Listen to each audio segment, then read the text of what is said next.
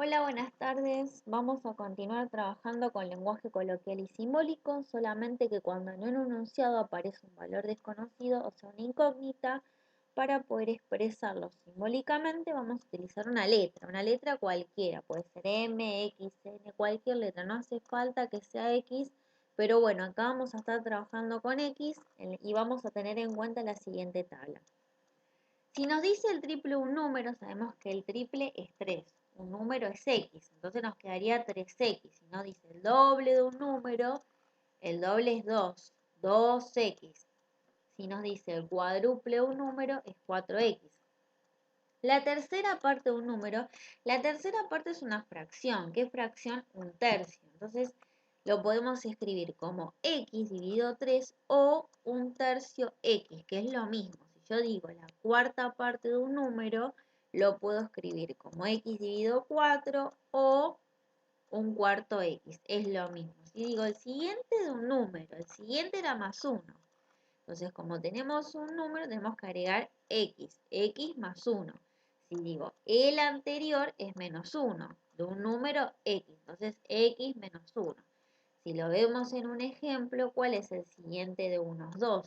Si X vale 1, 1 más 1 me da 2. Si yo digo el anterior de 2 es 1. Entonces, si X vale 2, 2 menos 1 nos da 1. La suma de dos números consecutivos. El consecutivo de 2 es 3, el consecutivo de 3 es 4 y así sucesivamente. Entonces sería, si X vale 1, nos quedaría 1 más 1 es 2. Nos quedarían la suma de números consecutivos. Si es multiplicación de 3 con números consecutivos, es lo mismo pero con multiplicación.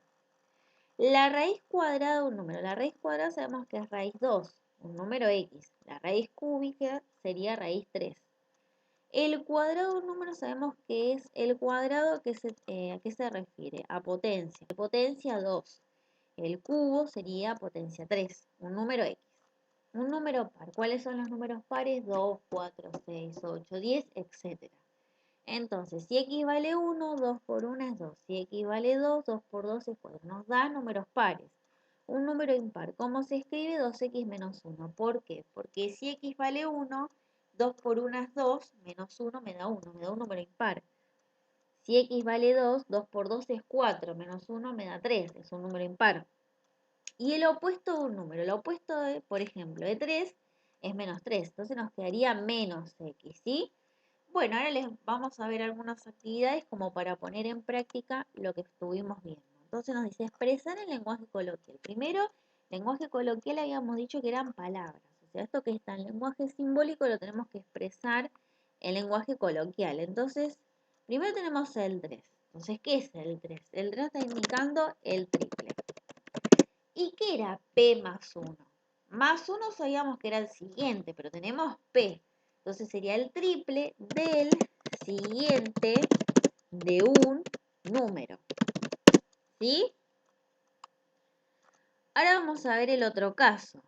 Tenemos que ir analizando también qué vamos a ir haciendo. Tenemos dos términos. M dividido 2, que sería la mitad de un número, y menos 1, ¿qué era? ¿Qué era el menos 1? Vamos a pensar, y era el anterior. ¿Está bien? Más 1 era el siguiente. Y menos 1 era el anterior. Entonces, el anterior de la mitad de un número. ¿Sí? Y lo mismo vamos a hacer con los que siguen. O sea, con el C, con el D, con el E y con el F. ¿Sí? Ahora el 2. Dice marcar con una cruz la opción correcta, la expresión, perdón. Entonces vamos a ir analizándola. Nos dice la mitad del siguiente un número. Entonces tenemos dos términos. ¿Y qué nos está diciendo? Nos está diciendo la suma entre un número y la mitad de uno. Esto es la mitad de uno. Acá nos está diciendo el siguiente, porque tenemos el más 1, de la mitad de un número. Y en el tercer caso nos está diciendo la mitad del siguiente un número. Entonces, este es nuestro caso. Y el B que nos dice, El B nos está diciendo el triple del anterior de un número. Entonces vamos a ir analizando. Nos está diciendo la diferencia entre un número y el triple de quién, de uno. No es nuestro caso. Acá nos está diciendo el anterior del triple de un número. Tampoco es nuestro caso. Y acá nos está diciendo el triple de quién, del anterior de un número. Entonces es este caso. Y así vamos a ir trabajando con el C, el D, el E y el F. Bueno, espero que el video les sirva y les dejo un abrazo enorme para todos.